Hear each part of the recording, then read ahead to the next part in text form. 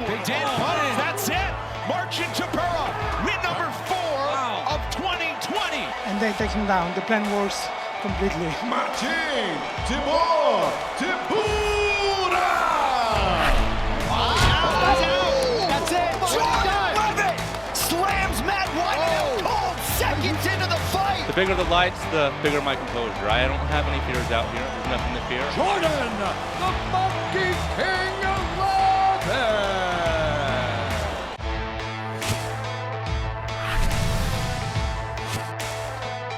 Welcome to UFC Unfiltered. Please tell me that's on video. I've never been happier. I'm made for a fucking podcast. That's dangerous. Listen to me, we're at it.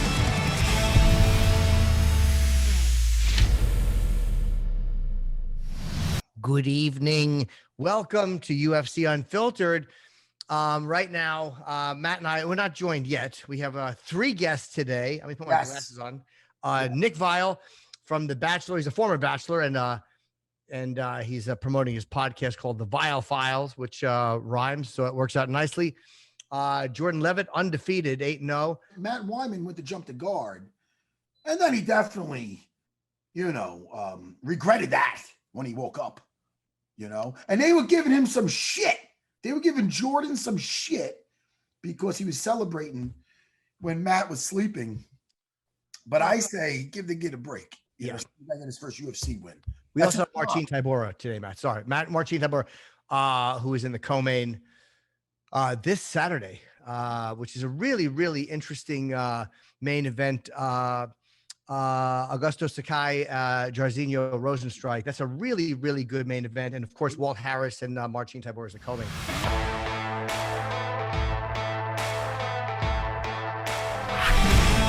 Hey, Jordan. What's up, Jordan? Nothing much. How are you guys doing? Good. How are you? As well as you can be on quarantine by yourself, cutting weight. Oh, right. What do you do in the quarantine, Jordan? What do you do to stay, occupied? Reading a lot. Oh, what kind of books? What are you reading? I'm reading Stephen King's Under the Dome right now, and I'm reading Eye of the World from the Wheel of Time series. Just bouncing back between that. You're a big Stephen King fan? I love Stephen King. He's my favorite author. Yeah, mine too. You see those? Well, Jimmy, you're dark and gloomy for a comic, but I'm sorry, Jordan. But for yourself, those It movies, did you watch them? I haven't watched the It movie because I haven't read the book yet. I want to read the book first. That's the first Stephen King book I read, was It. Really? In 1987, I worked in a warehouse, and I was just like unloading books, and it was a hard copy. I'm like, fuck it. And I started reading it. And I couldn't stop reading it. It's a great book. It's long, but yeah, the movie is decent, but the book is great. That's smart. Misery, I'm sure you've read. Oh, Misery is a good one. Yeah, and the book is even more brutal than the movie. The book's even more brutal. Oh, Is it really? Yeah. You know what movie just destroyed me? And I liked it so much until the last 5 minutes.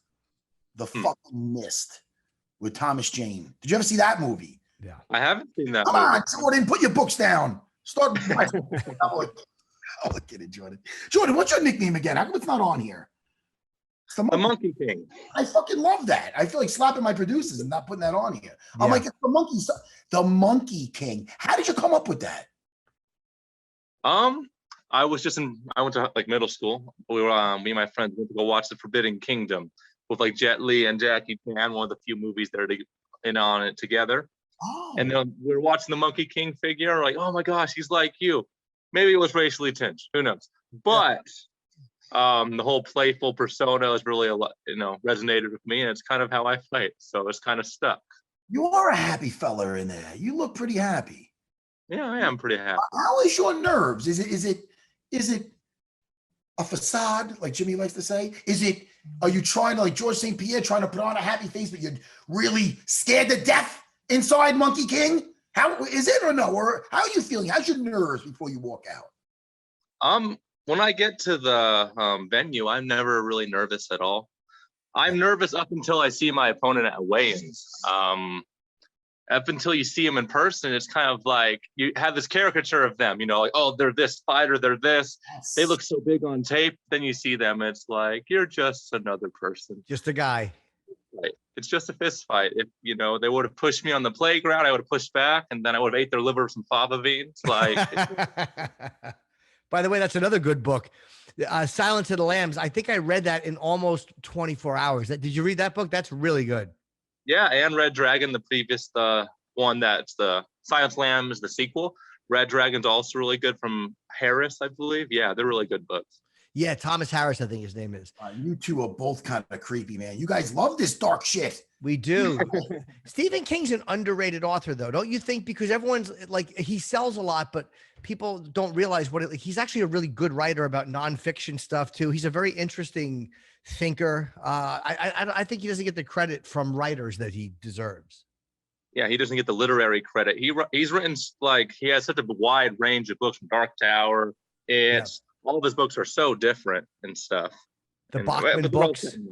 Did you read those, like The Long Walk, Running Man? When he came out years ago and did these books under the name Richard Bachman because he wanted to see how well things would sell without his name on it. Not as well, I think. I don't think they sold as well as Richard Bachman. Yeah, Running Man's really good, dystopian one, and Thinner's also a Richard Bachman one. That's also really good. That's right. Thinner, The Long Walk, Running Man, and the other one, Rage. Rage. That's right. One word, Rage. Good memory. Yeah.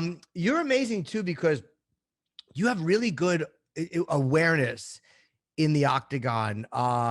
Your last opponent, Win, you slammed, but the amazing thing was the way you walked him over to your corner. I was like, what tremendous awareness to hear your corner calling and to kind of walk him over there. And then the way you kind of had him framed when you dropped him, you just seem to, nothing seems reactionary. You really seem to have your head completely in every moment. Yeah, I kind of just go out there and flow. I can't really, I couldn't tell you what I was thinking during the time. I kind of just go out there. It's all instinctual at that point. But yeah, I remember picking him up and my coach saying, bring him over here. And I'm like, where are you? Yeah. And then I had to I looked around because, the lights make you blind there. It's like being on stage. So, and then the knockout, yeah, that happy accident, thankful for it. Also have mixed feelings about it. They gave you shit about that, I heard. They gave you stuff for celebrating when he was unconscious. Is that right? Yeah, I got some flack for that. For like, how dare you, celebrate? I mean, we waited for him to wake up to make sure he wasn't like injured. Yeah. And you don't want him to miss. You don't want him to miss the celebration when he's sleeping. And by the way, it was Matt Wyman. By the way, and I apologize. I said Win. It was Wyman. Stupid asshole I am. So wait, what did you get for the? Again, it's your first time on here, Jordan. What did you get started with? Where did you grow up? And what was your first discipline you got started with? I was born and raised in Las Vegas, and I joined high school wrestling my freshman year, but then I quit because I sucked at sports. I think I was a little too I was a late bloomer. So like a few weeks after I quit wrestling, I turned on the TV and saw The Ultimate Fighter, and I thought that was the coolest thing. It was like season 10, Rampage versus Rashad. Wow. And I was like, I want to do that. Wrestling's too hard, but that looks pretty cool. So the next year I started doing wrestling again, and I liked Muay Thai way more than I liked Jiu-Jitsu. I used to hate Jiu-Jitsu. Oh, that's now my thing. That's weird because now you're so dangerous in Jiu-Jitsu. Yeah. So what made you finally come around to it? So I had this first teacher, Leslie Sanchez, and his class was hardcore. And there was this one guy named Will. He used to always knock me out when I was 14, 15. And it kind of made me scared of Muay Thai. Oh, that's so yeah, he'd always knock me down and hurt me. And I was like, I'm a new beginner. I don't like this. So I started doing jiu-jitsu because I didn't want to get hurt. And then I had more of an aptitude for it. Oh, wow. Jeez. Yeah. Well, that guy, why don't you go spar with that guy now? Go look him up. It's funny. He's at my gym now. Now we're friends. But I'm like, oh, Will, I remember you. So we laugh about it now. Maybe you should thank him. You know what I mean? I know. I should. Guy turns you on to jiu-jitsu. Now you're the fucking Monkey King. Did you see, like, when you stopped, you said you stopped doing sports because you weren't very athletic. It's so amazing you had the confidence to kind of come back into it. Because like a lot of times, you drop out. Like, I was never great at sports, and it kind of discouraged me. I mean, then again, I didn't bloom either. I just got worse. But what was the point where you're like, fuck it, I think I actually have physically changed enough where I can do this? I think it all kind of started to click when I was like 16, where I was at a wrestling tournament, and I really just like thought myself through. I'm like, I'm not going to beat any of these guys that have been doing it for 10 plus years. I'm like, I'm way too behind the game, but I was like, but I can't bully these guys and I can't work on my cardio. So all I did through high school is basically just like bully guys around. I always had black eyes and stuff from wrestling, from like headbutting people. And I just figured out that even if you're not better than somebody, you can't beat them if you outthink them. So I learned that MMA, there's so many different avenues to beat somebody. You can have horrible skills in one area and still be successful. So now I just try to outthink every opponent and see how I could beat them. And now you read horrifying books. Are you a horror movie fan? Is that what you watch typically? Oh no, I'm terrified of horror movies. Really? I'm like, I think I'm still scared of the dark, low key. Like, I'm all here alone in the hotel right now. I slept with the light on. I don't like jump scares. I hate the anticipation from like a horror movie. Like the music changes and you know something's gonna happen. Yeah. It's like when you get shot. It's like, you know, the needle's going in, so it's way worse than if you would have gotten stabbed. So Wow. So you don't like the I don't mind that, but a book scares me like that too. Like Salem's Lot. When I read that, there was some terrifying stuff in that. Yeah, a lot of these you can handle the scare of a book, but the movies, you don't like the structure of it, kind of freaks you out. yes. The anticipation's worse for me when watching a movie. The book, you know, I'm still so busy focusing on like building the picture in my mind. But when you watch it on the television, like you don't have to do any thinking. You're just reacting. It's like all those primal instincts and emotions. So the book, I feel like you're distracted because you're too busy conceptualizing like the scene and what's happening, the dialogue, the voices. It's more distracting. When you grow up in Vegas, because I'm always fascinated by people, because that's such a destination place. It's like it's a place you go to either watch fights or to party. How do you avoid falling into this life where you're always gambling or spending time in the casinos? Like, how far away from that did you grow up? Very far. I'm Mormon, so I don't gamble and I don't drink and stuff. And my family, I'm a fourth generation Las Vegan. We came like across the plains and settled. Oh, wow. So my family, a lot of them have worked in the casinos, but I've always been very aware of how stupid gambling was. I mean, I had a little poker face for like 2 years, but for me, I'm just a very logical person. Yeah. And I'm so frugal, and I've always been broke. I've been broke like my entire life. So gambling was terrifying. I'm not good at spending money. So yeah, I think it's helped me out a lot in Vegas that I'm too scared to lose money. So with your being a Mormon, you can't drink? Is that how it works? Yeah. You don't drink alcohol or smoke. So No. What's the Mormons' policy on reefer? No on smoke? reefer, it's up to interpretation. So like No, if a doctor prescribed it, there'd be no issue. I imagine. Oh. Recreational, you know. So I'll be welcome at your Mormon parties, thinking of reefer with my medical marijuana card. we'd love to have you, man. You'd fit right in. Monkey King, pass the potatoes. I don't know. Listen, Monkey King, I love your nickname, and you're very entertaining to fight. So I'm really looking forward to watching you. Yeah. Man. You got a unique Thank you. persona. You do. It's different. That's good. That's a good thing. Yeah. Yeah. Did you just have a child, or am I way off? I just said, yeah, my baby girl just turned 4 months on Friday. Oh, congratulations. How great is that? It's awesome, man. It's a lot. It's come a lot more naturally to me than I thought it would. Yeah. It's really cool to have like a little person and how their brain grows exponentially. And she discovers her feet, and then she's learned how to like, you know, calm herself by like brushing her own hair and stuff. It's really awesome 4 because months? I always 4 months, you said? 4 months old? yeah 4 months. Okay. Yes. Now the personality starts coming out. Like Yeah. within the next few months, she's gonna be changing. It's great. I have 3 little girls. Well, they're a little bit old. Well, 12, 10, and 8. But yeah, man, it's great. It's a great thing. You know, It is. congratulations on that. Is it what you thought it would be? Meaning, like, do you feel like you thought you would feel, or do you feel differently that you thought you would feel? I thought I'd be more flustered. People always tell you how, like, when I became a dad, it like changed my life. They have this big paradigm shift in their head. And so I was like waiting for her to come, and I was like, am I gonna be a good dad? So I didn't have a dad. I'm like, how do you be a dad? I had all these questions that I'm like, okay, I'm not prepared for this. But then when I like held her for the first time, and then she was in the NICU, and like so many emotions, and I was like, I could do this, you know. How early? You don't know How early did she arrive, Jordan? she was only a week early, but she would just stop breathing and would like turn blue and have to be put on oxygen, which is scary because the nurses didn't tell me what was happening. So, That's scary.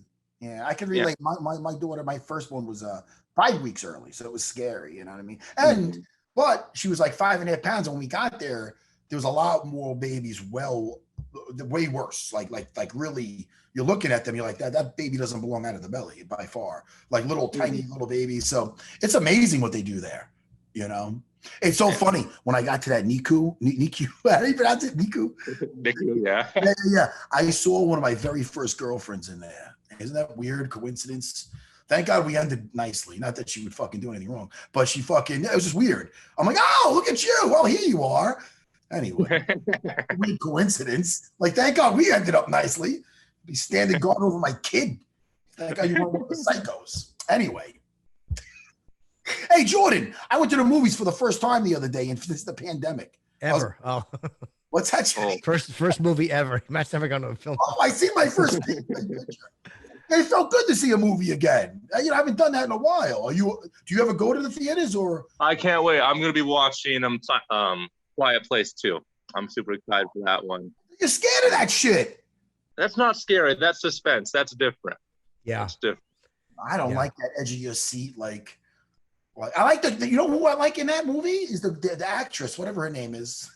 But she was also in Edge of Tomorrow with Tom Cruise, which was fucking fantastic. It was like Groundhog Day, but an action movie. And that's I like that. That movie was underrated, underappreciated, not as underrated and underappreciated as the 2012 Dread with Carl Urban. But nonetheless, I don't want to bring up that movie. It's one of my favorites. It's called Dread, not the Stallone one. Give that a chance if you're bored. Dread. Okay, I'll give it a chance. Oh shit, we have our other guest ready. I'm having a good time with the Monkey King. Oh, thank you. I'm having a good time too. You're fighting Claudio Puelles this Saturday. Come back and talk to us again, though. I mean, you're looking great, 8-0, 1-0 in the UFC. A tremendously dominant performance, and the win before that was very dominant as well. So you've looked great both fights. So maybe for a reason, man. Yeah, absolutely. You're exciting, and we will definitely talk to you again. And good luck on Saturday. Awesome, thank you. Hopefully, I won't need the luck. All right. Yeah, we'll have a good fight. Yeah, whatever that is. We'll talk to you again. Bye, man. I'll talk to you guys later. All right, take care, Jordan. Be good.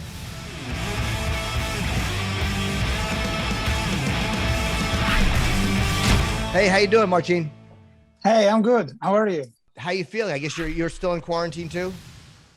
Yeah, but the quarantine probably will be off until the fight. We did test it yesterday, and we clear today evening, ready to walk around just the hotel. So that's what's quarantine look like. Now, what do you do to keep busy when you're locked in your hotel room? Because you got to be all amped up. There's only so many push-ups you could do, even though it's 50 just before you got on the. Look at the size of.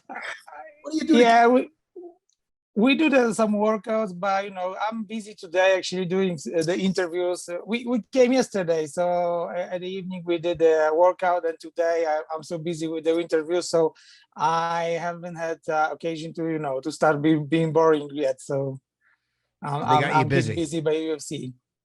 They got you busy. You had a great 2020, by the way. Everyone talked about Kevin Holland having a great. I think he was 5-0 in 2020. You were 4-0. I mean, you had a tremendous 2020. So this is your first fight of the new year. Are you like, I know you want to get back in front of the crowd, so hopefully this will be the last one without an audience.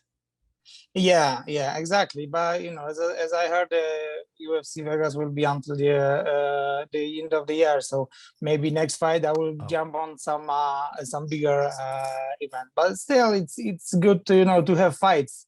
Anyway, the pandemic, when pandemic starts, I thought I wouldn't be able to fight for the year, but the UFC held it, and it's great that we have possible to fight. How long did it take you to get used to fight? Was it an adjustment for you fighting in front of nobody? Or did you not even notice it? Or was it something to get used to? Well, it's not that bad because mostly when you spar, there is no audience. So it's easier actually to fight without audience. You can hear your coach, you can focus much better, but still it's some kind of a show you do for the fans. So it's much better when you have fans in the audience, and when you have audience and they can cheer for you. And once you finish, the feeling is much better when the audience is there. Hey, Marcin, for the fans, we like to for them to get to know the fighters and our people. What's one thing unrelated to MMA? A hobby you like? Maybe it's books you read, a TV show you're watching. Give us something. Well, there's something that people don't know. I am a farmer. You're a farmer. You live on a farm? Yeah, I own a farm. I grew up on the farm. I was the youngest kid of my parents, so they actually gave me the farm. I'm not still running it full, but I still own it, and some people helps me. It's not big farm, but still I am a farmer. Yeah, there in Poland. That's that farm strength we're talking about, Jimmy. Probably, yeah. That's a real thing. So you're milking cows. You got the haystacks. It's a real farm. Yeah, that's what I did when I grew up. Yeah. Now, do you eat the animals on the farm? Can you do that? Like if you like the pigs and the chickens, can you slaughter them and eat them, or do you get too attached? Well, I can do it. It's I don't know if it's okay to admit, but yeah, I can do it. Yeah. So now, because I'm wondering, like, I'm like, if I started to like the animal, it would be hard to eat it. But guys that grew up on farms, it's just a part of the daily life. I know. I actually like animals too, but life is life. What can you say about it? It's the circle of life. Sure. Yeah, it's a circle of life. Yeah. Plus, there's not being a lot of hormones or garbage pumped into it because you raised it, so it's going to be healthy.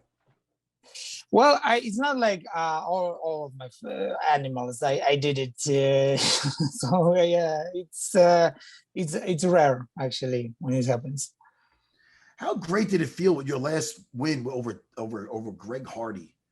I mean, that was something else, man. He was coming out guns blazing, looking good. Good body shots, yeah. You stayed the course, man. You were not going to be denied that victory. Greg's got some hype behind him.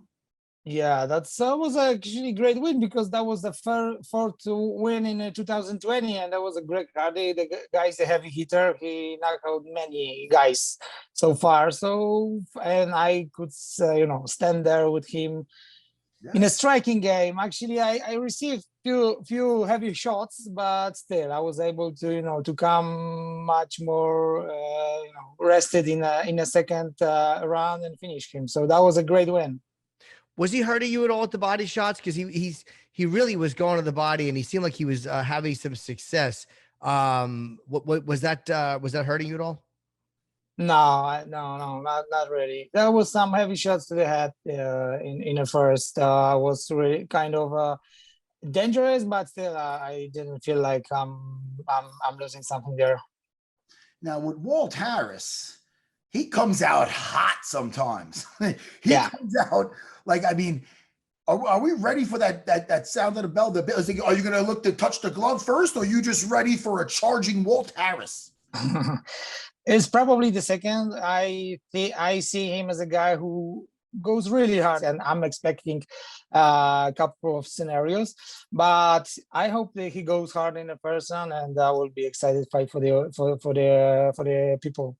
Yeah, he had his moments in those fights he lost, especially the Alistair Overeem fight where he hurt Alistair, I believe, early, and then Alistair weather the storm and come back.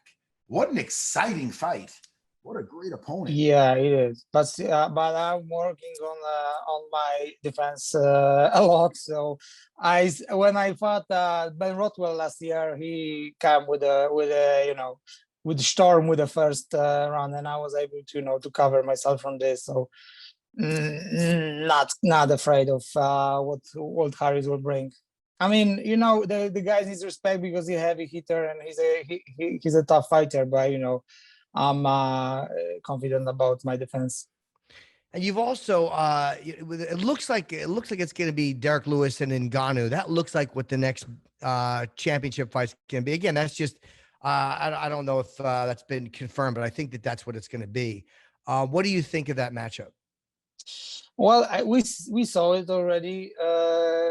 I hope this one will be much more excited than the last time. And I don't know if they fought 5 rounds last time or 3 rounds. It was a 3-round fight. I want to say it was a co-main.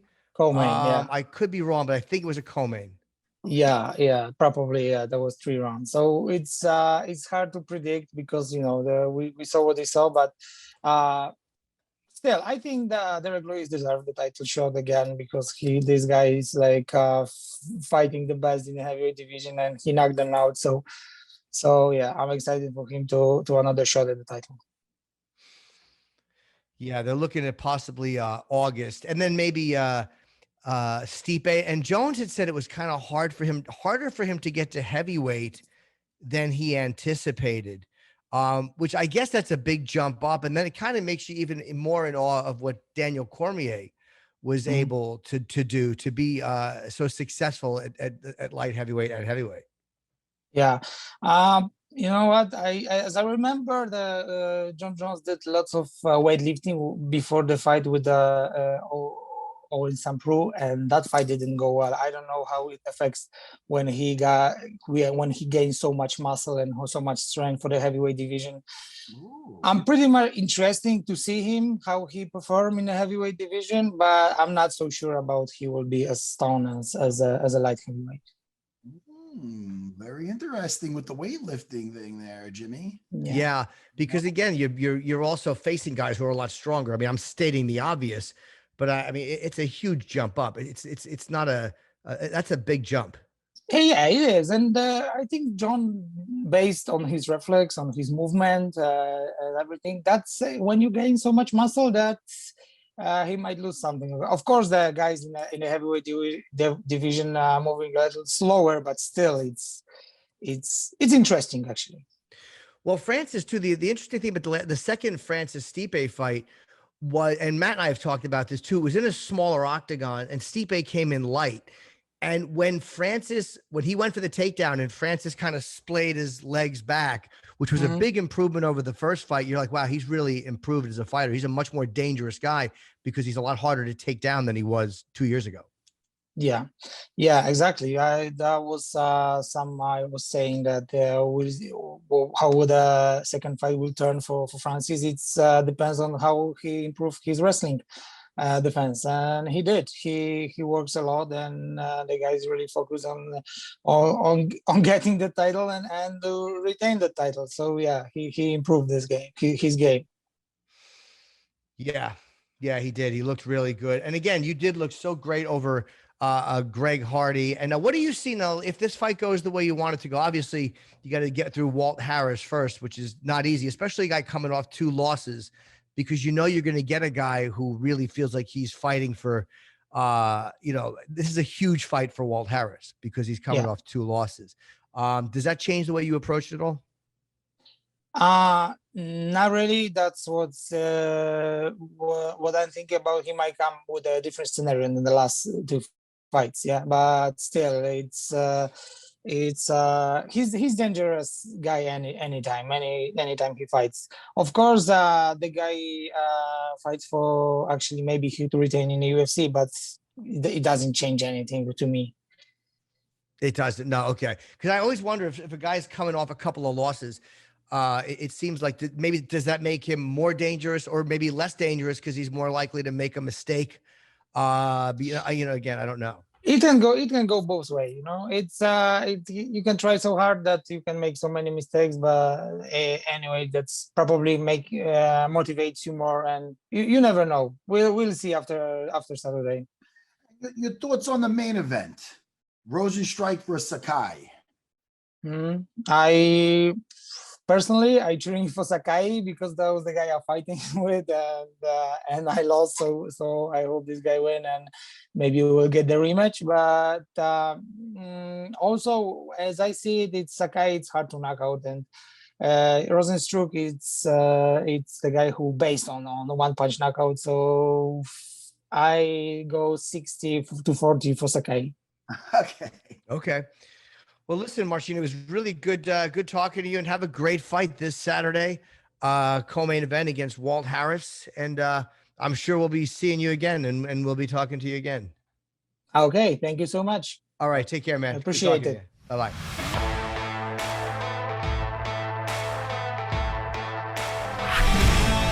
Hey, Nick. So let me ask you. So you won? Wait, you won The Bachelor, or you were just on The Bachelor?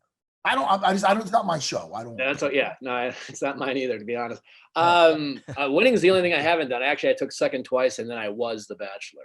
Oh, So okay. you took second twice on The Bachelor. Yeah, it's insane. So you were in that show, on that show twice. So as The Bachelor, what is the rules with that? You're the one who the girls are trying to get to, or you're trying to get a date? What the fuck is that? Explain to the people at home, not me. Yeah, so they have a couple different formats. The two main ones are The Bachelor and The Bachelorette. And so Yes. The Bachelorette is when the woman is, they call it the lead, right? There's the single woman, and you have a bunch of male suitors hoping to fall in love with her. And when you're the Bachelor, you're the one guy. You have a bunch of women hoping to fall in love with the guy in the simplest form. So wait, which one were you on? Well, first I was on The Bachelorette, and I was, top two. Yeah. And then I went back on again for like it's a long story. I kind of knew the girl, took second again. Really?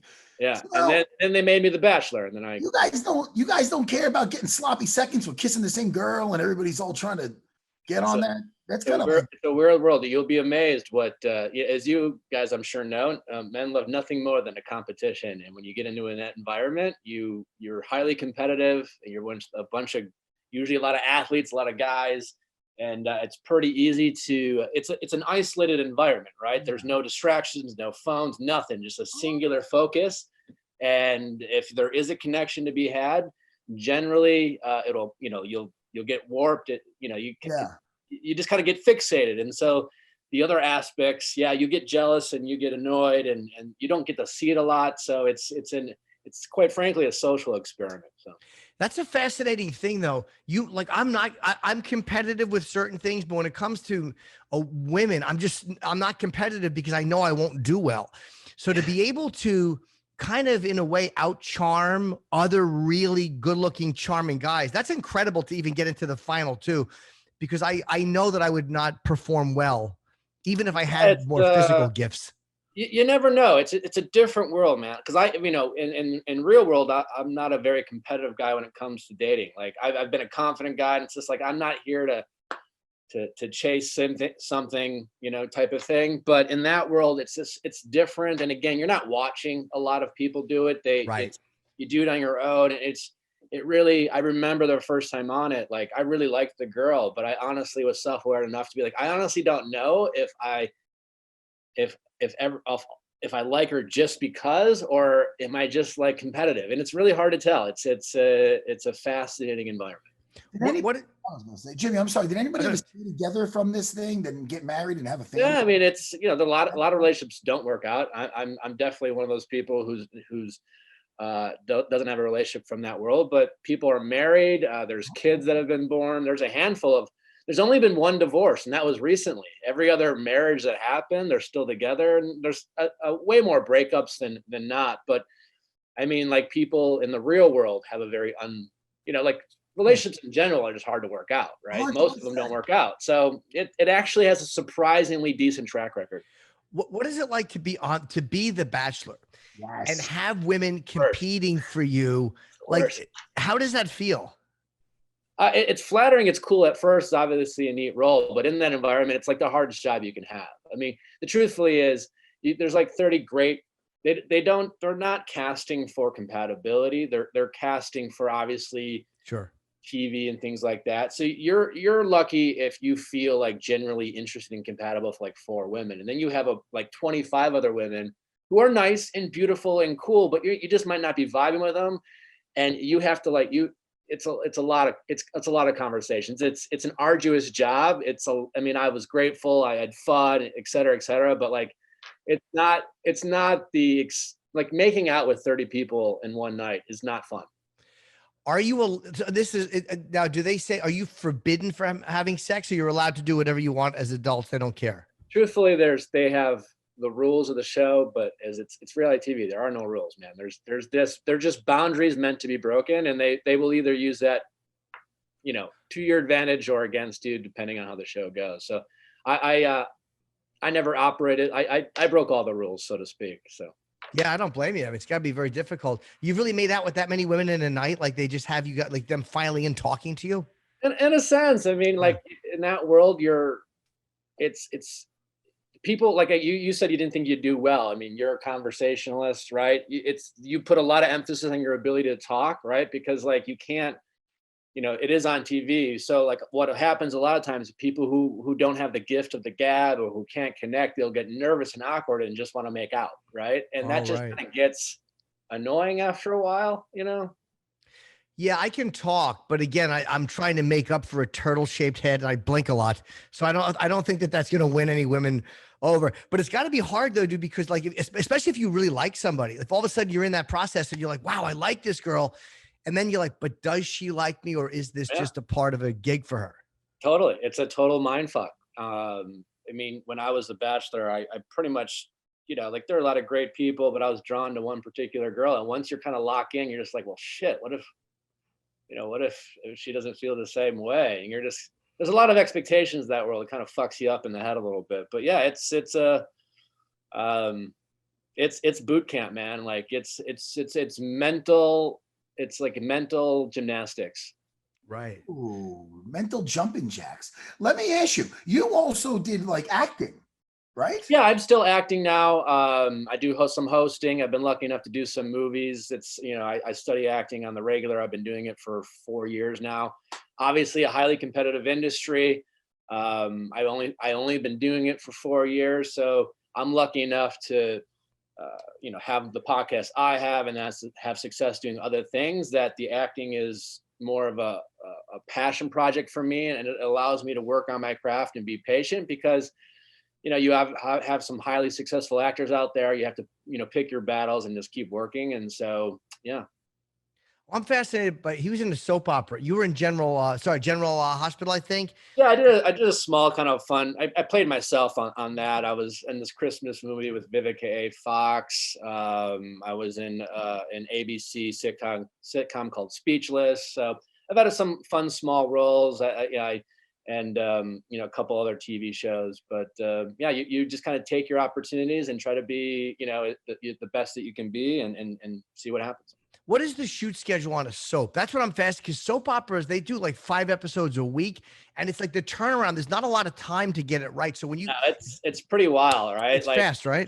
They just do a couple takes. I think they'll figure it out in post type of thing. And I think, it is. I was kind of, to your point, I was kind of fascinated with it. The cast was really friendly. I spent half my time just kind of observing everyone, because it really is a fascinating, like, bam, bam, bam, move on. And it's not the same. Like, you shoot a TV show or a movie, specifically a movie, they might do one take 30 or 40 times. Right. Yeah. And then they'll pick their best moments. But a soap, you got to give soap. That's what a lot of actors will cut their teeth in a soap, because for that very reason, there's not a lot of room for mistake, and you really have to know your stuff. And there's not a lot of forgiveness if you get it wrong. Yeah. You did Dancing with the Stars. Yeah. You're gonna be on Masked Singer next, or you can't tell us? Because I wouldn't be able to. I can't sing for. You can't tell us anybody. You can't sing. Well, either can I. It doesn't stop me from singing. No, he sings a lot, Nick. He sings a lot. Yeah. No. Yeah. I've probably no Masked Singer for me, but the Dancing with the Stars was pretty fun. And it's called the Viall Files. Am I saying your last name properly? Yeah, Viall. Okay. Now, how long have you had this? Because obviously you were voted one of the top 10 podcasts of 2019, which look, podcasts are fiercely competitive because there's so many of them. So is it an interview show or is there something specific you focus on? Yeah, I mean, we actually have 3 different formats, but the 2 main ones, there's like an interview show, right? Like kind of like what you guys do. And I'll just interview different public figures. Like, for example, today we dropped an episode with Brian Bob Gardner, Kevin from The Office, and different type of personalities, people I find interesting. And then it's also relationship focused. And so I'll have another show where audience members will call in, share their problems, have some questions. I've always kind of been the friend, right, who would give relationship advice, and people seem to find it helpful, and it's pretty fun, and we learn a lot. So I've been doing it since 2019, and I'm really thankful because it is highly competitive. The barrier to entry to podcasts is, you just have to buy a mic and talk. And, but it's something I was passionate about, and I kind of just put my head down and grinded, and didn't worry about making money. And it took about 9 or 10 months to blow up, but it did. And here we are. So pretty grateful. Are you good in relationships? Like, I give pretty good advice. Like, I'm good at giving, like, I can see somebody else's problems and I can analyze, but as far as being a boyfriend, I'm kind of shit. Like, it's hard for me to be a good boyfriend, but I could tell somebody else what they're doing wrong. I mean, but are you actually good in it? I've gotten better, right? But every bit of advice I've ever given is something I've gotten wrong in the past. Right. I'm older now, and I've made a lot of mistakes. I've gotten it wrong, and it's easier to give advice when you're not personally invested, but like emotions and feelings fuck us up, right? Like, it's so easy to be like, I do X, Y, and Z, and then you give a shit about something, and your ego like shows up, and they're just like, yeah, all the logic that we're just gonna put that out the window, and you're gonna make a bunch of terrible mistakes. So as I've gotten older, I've been able to control my ego and kind of put a pause button on like wanting to react to a situation, and then kind of be like, how would I just gotten better at empathizing, because I was pretty shitty at that when I was younger. So you just live and learn, but I'm certainly not perfect. And again, all the advice I've ever given is something that at one point in my life I've gotten wrong. Yeah. And I saw you did Family Guy too. And it's also, animations are not, that's another totally different form of acting, because you're in a booth. You're basically just kind of standing there, usually not interacting with the other actors. You're just kind of reading it into a microphone, like with a music stand in front of you. Is that how they had you do that? And did you find that easy or harder than being on a regular set?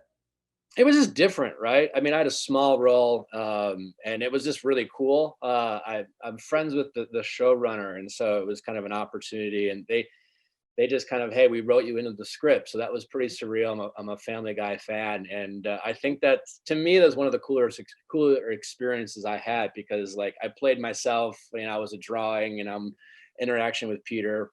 But yeah, like it's you get an opportunity to say things over and over, but your inflection matters, and you gotta have fun with it. It's just a totally different experience. I was more nervous doing Family Guy than acting, just because I just was, I wanted to get it right. I always like the thing I like about animation stuff is that if I fuck it up, it doesn't matter, because there's not a bunch of other actors watching me. It's almost like when you screw up a line and you have a room full of people. But if you're just talking to a couple people in a booth, I don't feel as much pressure as I do, like, wasting everybody else's day. And plus, you're not going to forget your lines because they're written in front of you. Yeah, I see what you're saying. I mean, I think for Family Guy, I just was pretty jacked up about it. And up until that point, I hadn't done a lot of animation. So it was just different. And so like, you just get self-conscious about like how close or how far away you are from the mic and things like that. But they were pretty gracious and patient with me. And it was a lot of fun. All right, Nick, let's plug your podcast properly. It's called the Viall Files, and people could just get it wherever they get podcasts. Yeah, anywhere you listen to podcasts. We also drop the episodes on YouTube. If you're more of a visual person, you can watch it.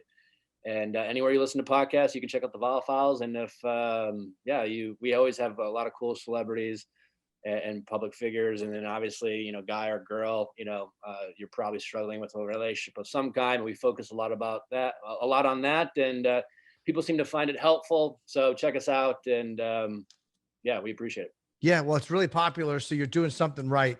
It's good talking to you, man. You're a fun guy to talk to, and good luck with the podcast. And we'll talk to you again. Appreciate it, Matt. Appreciate it, Jim. All right, Nick. Take care, man. Be good.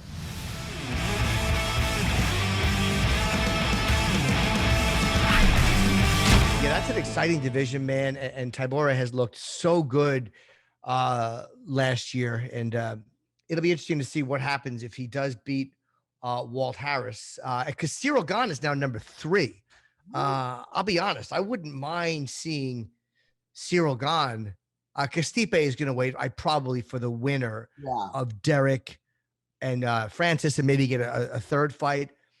Cyril Gane may have one more fight before he's fighting for the championship. I don't know. You know what I gotta say, Jimmy? I got one thing to say about all of this. Not Matt's movie minute. Can I pee first? I have to. I'm gonna piss my pants. Can I pee? I have to pee also. We'll be right back. We'll do it. That movie minute. Okay. Dun dun dun dun dun dun. Matt's movie minute. That's me. I hate you. Why do I play into it when you're a fucking bully? Okay. What did you see? What do you got? First of all, I started off the show weird today. I go, what do you got to say to me? And you're like, what? Oh, yeah, I didn't understand that. Well, what do you got to say to me? All right, All forget. right. I'll tell you later. All right. And then you're going to feel bad. But listen, anyway. Jim, Happy birthday. I hate you. Did somebody give you a message just now? No. Did So I'm somebody guessing, give you a message? what else would I have to? No, I promise you didn't. I'm getting messages all right now. Look at me. I'm writing back my Uncle Steve. I'm getting messages all day long. And you know how to break my big manly heart, don't you, Jimmy? Why? You didn't let me get a chance to say happy birthday. Well, I asked you before. You got something to say? You're like, what do you mean? You almost snapped at me. I go, what? Nothing. All right. No, I wanted to say it. I'm going to ask you. Truth be told, I wanted to say it towards the end of the show before we signed off. Jimmy. Yes. Well, listen. Okay. As I write back my Aunt Donna. Anyway, this is what the deal is. So I went out the other day. Haven't been to the movies since the pandemic. It's been a long ass time. Sure. And I go, you know what? Dropped the kids off at my in-laws. They spent the night. And me and my wife had a night out. And we saw Jason. Did I do the movie minute? Oh, I did sing it already. I'm sorry. Yeah. I smoke a lot of weed. We saw Jason Statham in The Wrath of Man.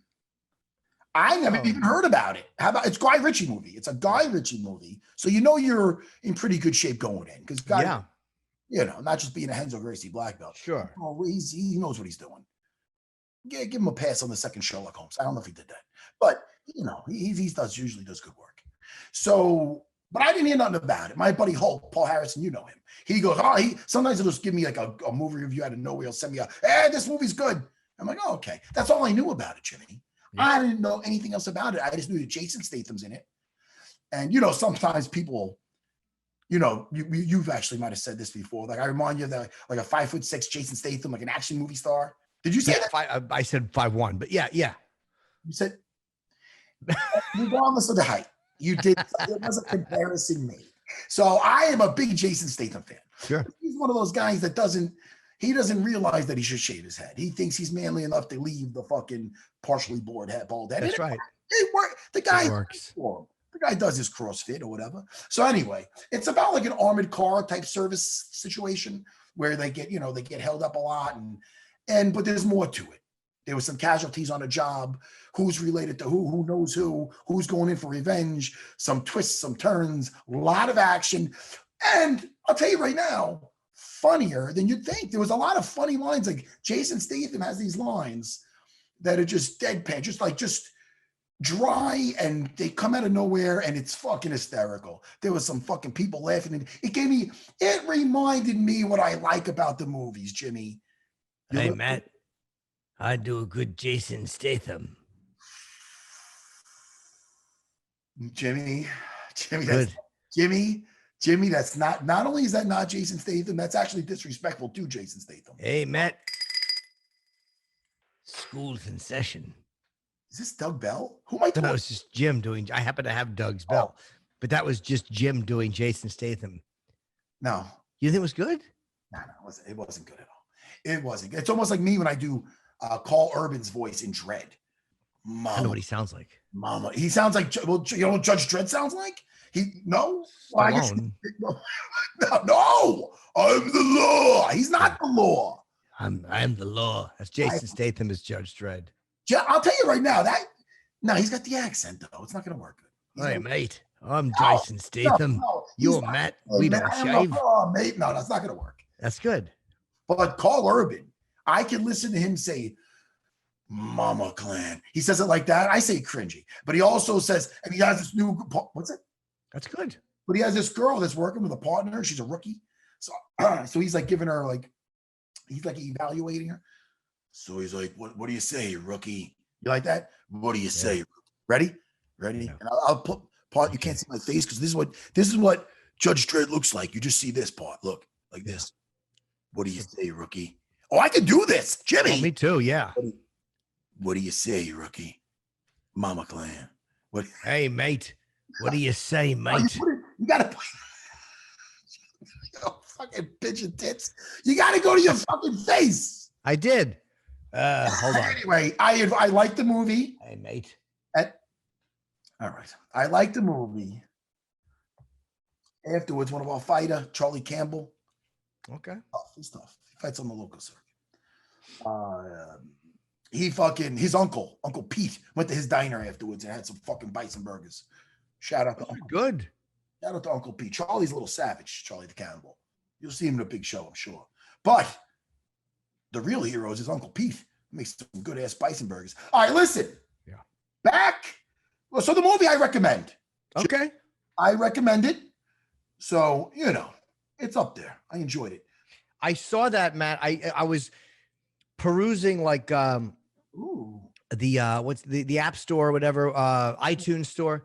Like that, and they had that because they're showing on a Sunday afternoon, right? I was perusing. Yeah. And they do have certain movies in the theater that you can watch as well. And I think that came up. So now I'll watch it on your recommendation because I got one. It's fun. That was a spy movie. Oh. And it was a pile of shit. What's the name of it? It's called American Traitor. Oh boy, sounds really.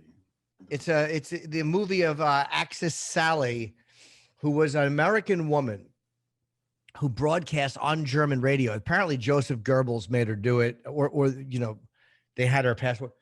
But she was encouraging American troops to surrender, blah, blah, blah. So she was seen as a traitor. But this movie is dull.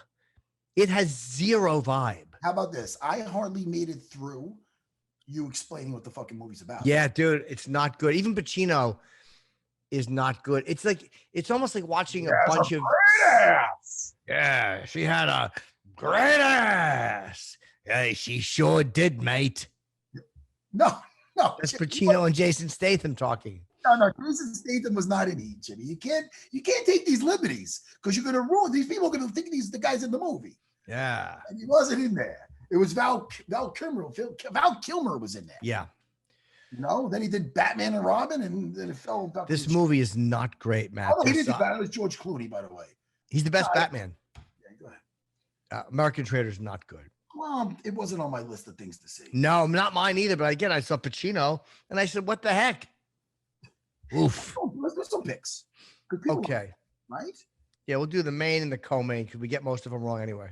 I'll tell you, Jimmy, you can teach an old jiu-jitsu man new tricks. Can I tell you that right now? That I'm having success with my double trouble where you control the both legs. Jason Rao, one of my black belts, who's phenomenal in his own right, as far as just in jiu-jitsu. He's phenomenal, world class. He's helping me with my leg locks when a student becomes the teacher. Jimmy, I'm very open-minded. I love my Kimuras. I still love mounting people. I'm an old school jiu-jitsu man, but yes, you are. I rolled the other day with a couple of my guys, and I was so happy to get some new stuff off. It's like anything else, Jimmy. It's almost like you landing a new joke. Nothing like that at all. But I got this new outside ashi where I'm pulling off, and I'm like, this is fucking great. And I'm also a setup when I'm controlling those two legs, and it's such a sweet setup where I'm even getting a calf slice or I'm getting that inside heel. And Jimmy, I just feel like I got some new toys I'm playing with. and I'm having fun with it. I just wanted to vent that to you because I Okay. love jiu-jitsu. And Jimmy, like I often say to my 7 a.m. class when they say, "Oh shit, we just saw you last night," you know what I tell them?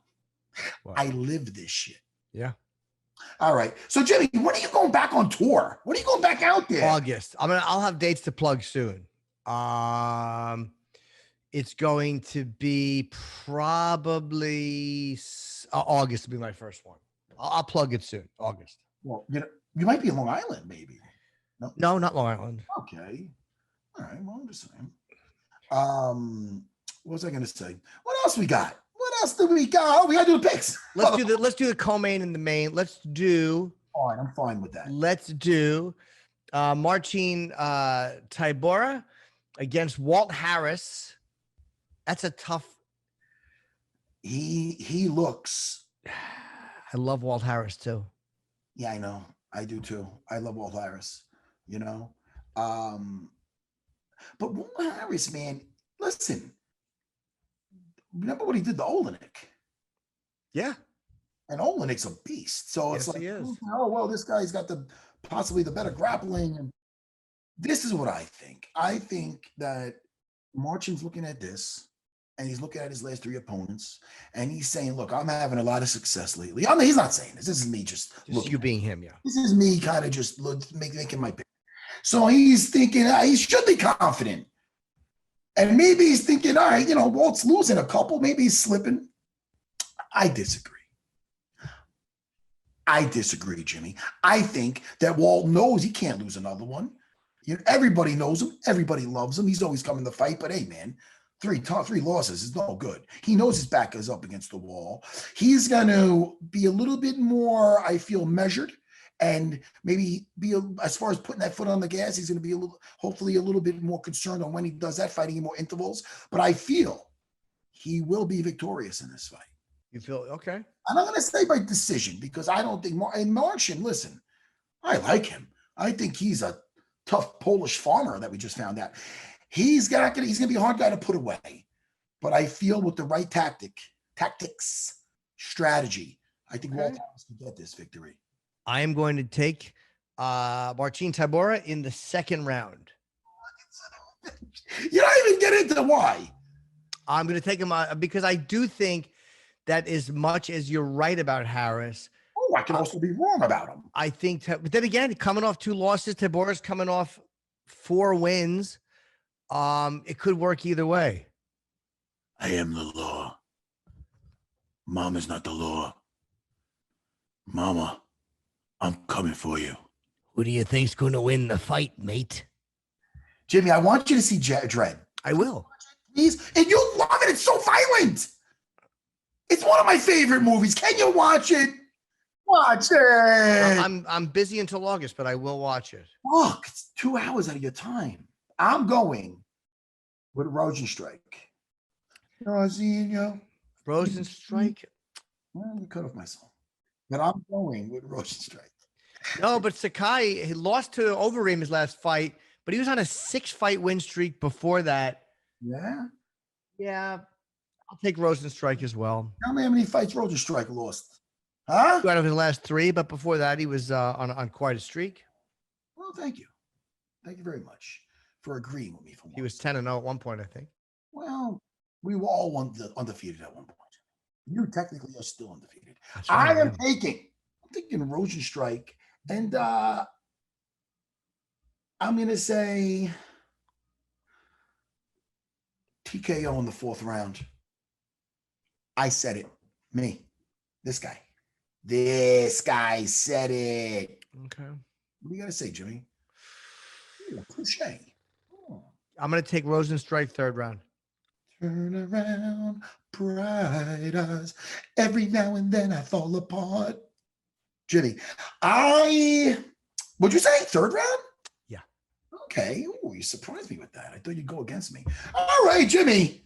I think our work is done here. Yes. Thank you to our guests. Jordan Leavitt, of course, Marcin Tybura, and Nick Viall. And this was a fun one, man. It was good talking to all those guys. They were all first timers on this show, so it was a lot of fun. It's true, Jimmy. And I have a feeling they most likely will be back. Yeah. You know, I think Jimmy, I will be FaceTiming you later when we're doing. And a happy birthday to Matt. Jimmy's new character is really getting under my skin. This is just me. I like Doug Bell, I think, better than the other. This is just me. That's not you, Jimmy. That's me ringing Doug's bell. Didn't your friend once have a show called Ring the Bells? Ring my bell. Yeah. Ring my bell. Why don't you do? Doug Bell would love to interview you. Well, Jimmy, I don't think that's going to happen. Yeah. But it will happen before Chip. I will tell you that. I think you should do Chip too. I think you want to plug them. Let's plug what we're doing. Are they both on? Is Doug Bell on Cameo also? Doug Bell's on Cameo. Chip's on Cameo. Jim Norton's on Cameo. None of them are on the app. They are all only online. So go to cameo.com/Jim Norton or /Chip Chipperson or /Doug Bell and get someone a good Father's Day gift. Well, Jimmy, I'm a father. Listen, when is Father's Day?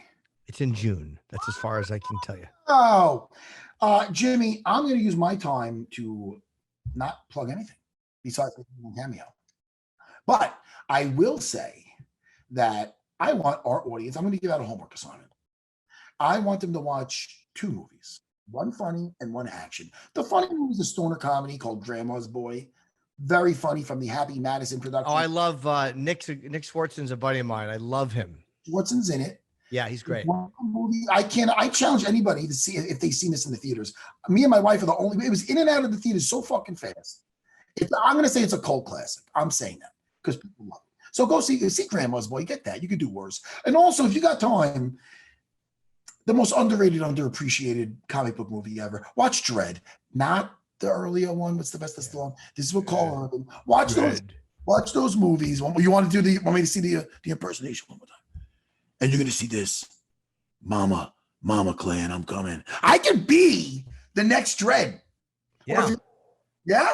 I think so. Aye, mate. It's my birthday. Tell me you love me. I do love you. Happy birthday. Thank you, Jimmy. I'm not mad you didn't remember. But listen to me. I'll talk to you by this weekend. Yes. Okay? Everybody, thank you, Unfiltered Army. Happy Best birthday present ever is having you as my friends and fans. Jimmy, what do you think?